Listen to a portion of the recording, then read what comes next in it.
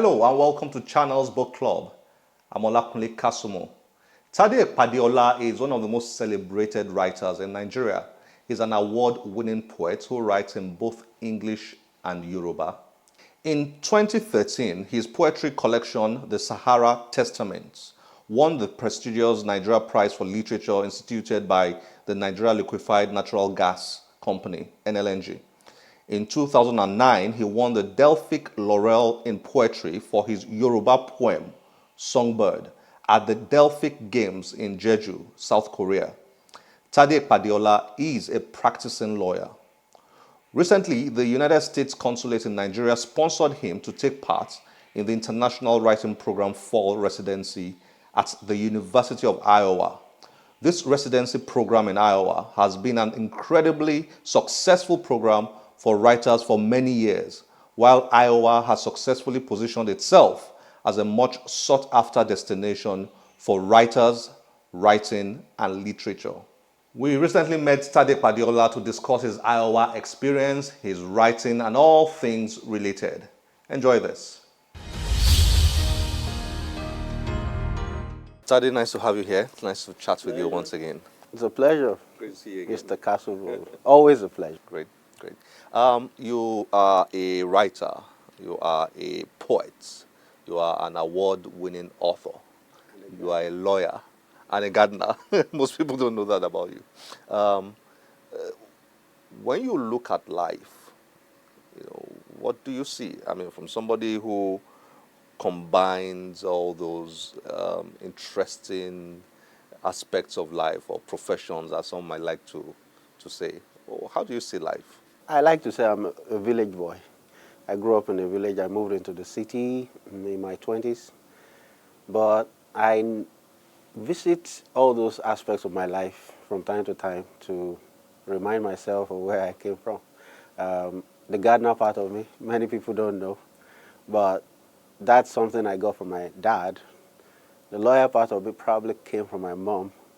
The poet part of me probably came from my grandmother, my two grandmothers, who were really sophisticated users of language.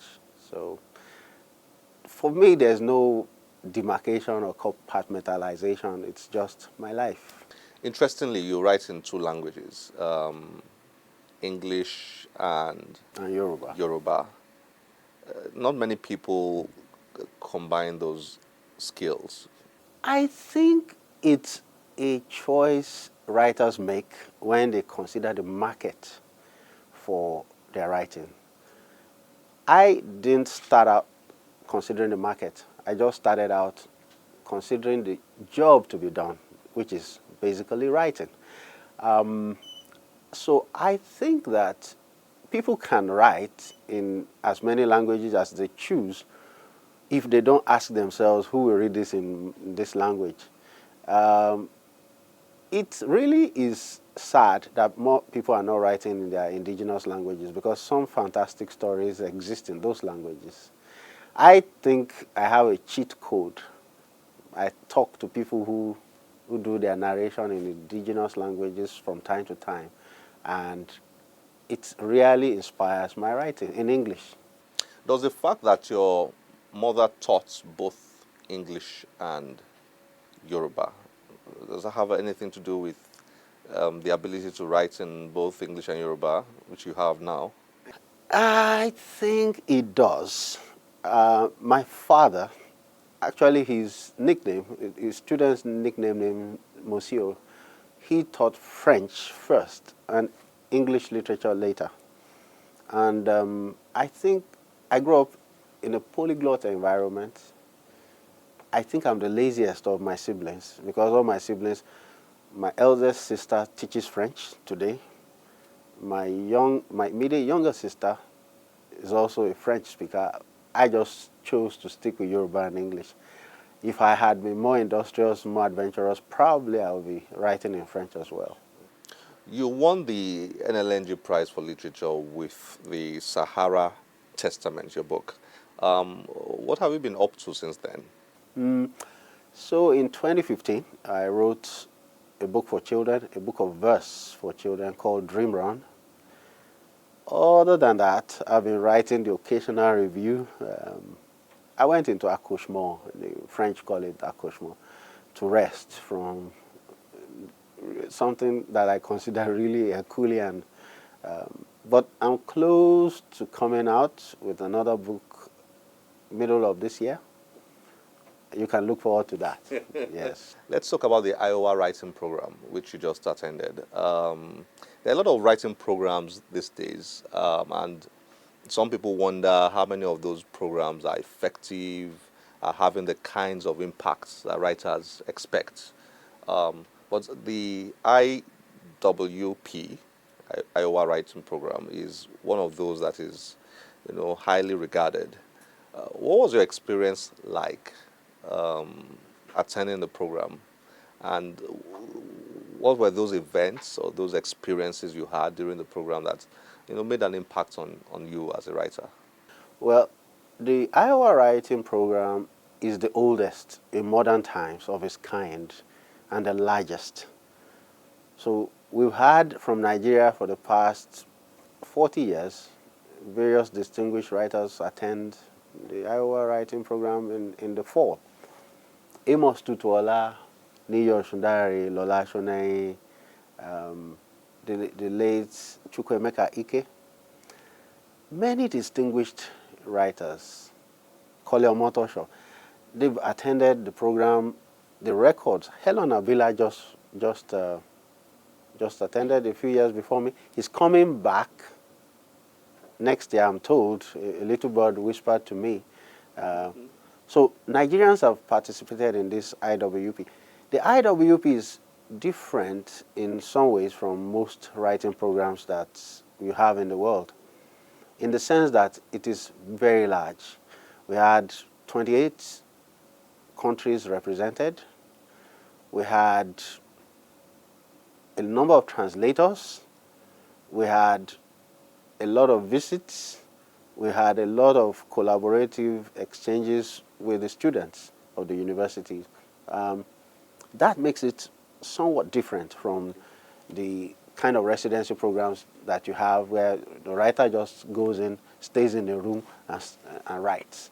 This one is more immersive, and it makes you, feel your environment, your new environment more. So how did you end up attending the IWP? What was the process like? What was the journey that led to it? A lot of my friends had attended, and I felt, okay, I should apply, and I did. The process for applying is open. Well, the U.S. consulate or embassy eventually decides who to accept into the program. But for the past 10 years or so, most of my contemporaries had applied and had been taken into the program. So I decided last year, no, 2 years before, to apply, and then again last year. So that's basically it. I've seen how it benefited them in terms of exposure to other writers. I mean, it's not all the time you have writers from Asia, writers from Australia, writers from Argentina, far ends of the earth, really, all in the same place. It's a different chemistry. What's a typical writing program like? And in this case, the Iowa writing program, in terms of the activities and the standout experiences that you had? I doubt whether there's any standard writing program, but most programs tend to be between a month and 3 months. Iowa writing program for the fall is 3 months, and it's structured in a way to expose you to the society in which you are, and to also allow the students in the university. It's an open kind of university. There are no boundary walls. So you are at the same time a student as you are a teacher to those students. I think the standout events for me has to be meeting Marvin Bell, the He's 85 now, one of the grand old men of American letters. What else? Yeah, the visit to Washington and the monuments. And yes, the monuments, Martin Luther King, the Black History Museum, and all those other museums. The Detroit Museum, full of wonderful collector's items from Africa. So those are, yes, in terms of markers, really good milestones. But I think on the human level, my interaction with the students was also very, very meaningful because you got some really bright students.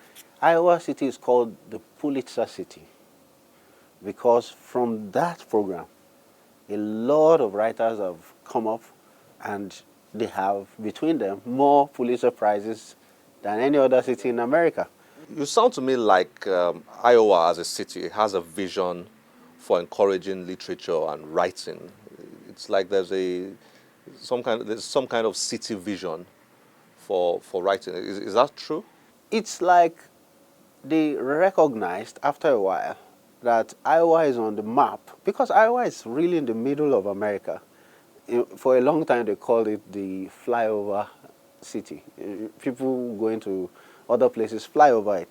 But the moment this writing program took root about 40 years ago, and they began to see the results, the farmers in the community, I mean, we visited some farmsteads, some big farmers.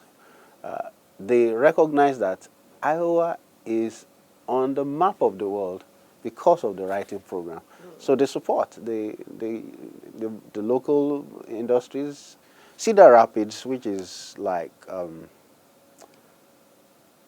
20 kilometers from Iowa City, that's where you have big food companies like Quaker Oats and things like that. They know now that what they are doing is really, I eat their oats. so it's a very interesting vision for a whole city to have. But all of them have keyed into it, and the results are evident. In the light of that, I'm guessing there will be monuments around the city that point to this vision the city has. Um, Iowa became a World Heritage Center and a UNESCO City of Literature some 10 years ago, and there were monuments to that event. It's not it's not often that you come across cities of literature that are so young. You tend to have 1,500-year-old cities, but Iowa is just less than 200 years old. So that's a record on its own to have become a UNESCO City of Literature in such a short time. Why do so many Nigerians seem to attend the Iowa writing program? What's the connection? What's the story? I think it has to do with the statistics and the demographics. I think 3 or 4 out of every 7 Africans is Nigerian. And I think if you're going to be fair, That reflects. yes, you tend to have one Nigerian in the cohort every year. There are some years you don't have Nigerians, but those are very few. Also, Nigeria has extremely good writers, extremely good writers. Some of the younger ones go on to do MFAs, even PhDs in writing in the US. Well, I'm not in that age range. I have a law firm to take care of here. My partners will kick me out if they sense that I am beginning to betray my legal profession that way. But you tend to have this really vibrant young writing talent. I met some Nigerians who were scholarship students in the writing programs. That tells you just how good, because Iowa will never give a subpar student scholarship. I think it's just a reflection of the vibrancy in the local writing scene in Nigeria. How did you end up attending the Iowa Writers Program. You applied. Does the U.S. consulates fully sponsor um, that program? What's the story? The State Department sponsors most of those who attend the fall program, the Iowa Writing Program. There are some independent sponsors, some independent foundations. The writers from Hong Kong for the past 7, 8 years have been sponsored there by a local Hong Kong foundation. Some other German foundations have sponsored German writers into the program, but Nigeria has typically been sponsored by the State Department. I like to think because Nigeria has many good writers. As a writer, what was it like for you? Did you get inspiration to write? Did you do some writing while you were there? I did. In fact, my friends who have been pestering me to write something new after Sahara Testament, they said as I was going, now that you're going, you don't have any excuse. So that book you're writing, you have to finish it and let us have it. But when I got to Iowa, I started out on a different book altogether, which was some kind of surprise to me. But there was so much to see. My trip was divided into, for the most part, a stay in Iowa City, but also mid-residency visits to Chicago, to Detroit, to Washington, and Cedar Rapids, a few places. Not part of the program. It's part of the program. It's all paid for by the State Department. Not a lot of stipend, but enough for a writer. Is there an environment that inspires writing? I mean, this might have an obvious answer, but I would like to hear from you as a writer. Obviously. One of the cures to what they call writer's block is to change your environment and to move about. But if you had a monotonous environment in which to move, then you're not really going to get the most from seclusion. Iowa City is the most ideal, I think, in terms of the opportunities you have to interact with other writers, the natural landscape, and the installations, the art installations. These are really fantastic investments the community and the city have made. I told the hosts in the US that the installations will serve for the next 200 years as they are, without anybody adding anything. But I'm sure every year incremental additions are made. So I think that being in certain spaces inspires writing. And Iowa is just one of those perfect places, yes. Most of your writing is poetry. You write poetry mostly. Did Iowa inspire you to write poetry? Did it help you create poetry? I remember the road trip from Iowa City to Chicago, 4 hours through cornfields and strawberry fields. It was special. And then I remember, of course, my first extended stay in snow at -12 centigrade. And I actually did write a poem from that experience. I have it with me. If you allow me, Yes, please. I'll read it. I called it The Waste Beads of Winter. The waste beads. Of winter. Oh. It's a short poem, but I think you'll like it.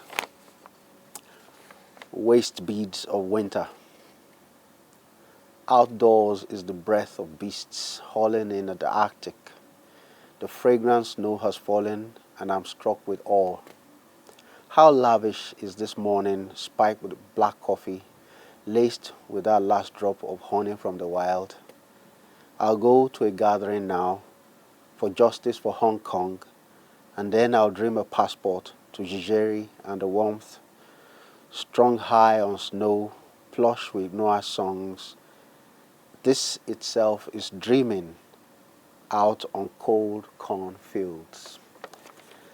So you, you have stimuli from these things. Jijeri, by the way, is in Algeria.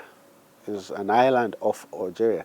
There was a writer from that island, also on the cohort, and we were exchanging stories of the Sahara, which is my pet place, and she was saying that a lot of those who migrated northwards, whether voluntarily or involuntarily, brought healing arts with them in music, and that they still practice that craft even to this day. If somebody is really desperately ill, they'll call the Gnoa singers. They'll sing from dusk till dawn, and most times people get well. I didn't know that, so that's another discovery I made. Yeah. Finally, a bit about life here. You grew up in a village, and you've come so far. When you think about those years, growing up as a boy in a small village, climbing palm trees and running around without shoes, and those happy years as a kid, and you think about the things that have happened since then, going to school, going to law school, becoming a lawyer, becoming a writer, writing, and then more recently, attending the Iowa writing program. What goes through your mind when you look at life, when you see how far you've come? Sometimes it feels like a dream. My dad was a teacher, and my mom was also a teacher. They, I think, gave me the best preparation for a life as a writer. I remember that I wanted to fill in literature as my main course of study going into university. And my father said, well, a writer has to eat. You better fill in law or something. So I did that. But all the while I knew that, and I think my father knew, there's something about a rural upbringing that lets you see the fundamentals of life without trappings, without all those gilded things we see in the city, which helps ground a writer's consciousness. And I think that because I grew up in a village, my grasp of the indigenous languages is better than most of my contemporaries.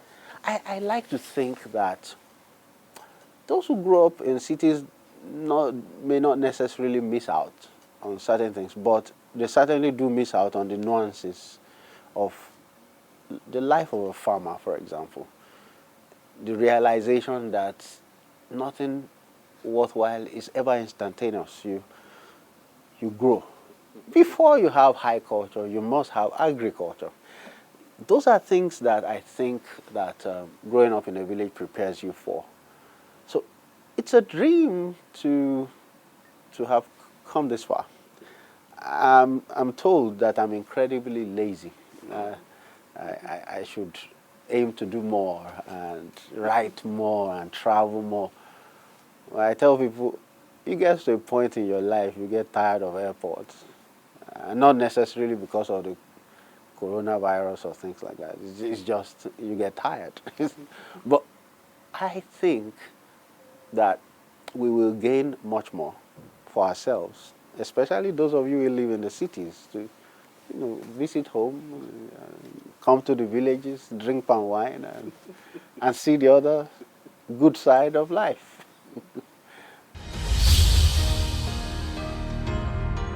I hope you enjoyed that. As always, we'll be delighted to get your feedback through any of our social media platforms displayed on your screen.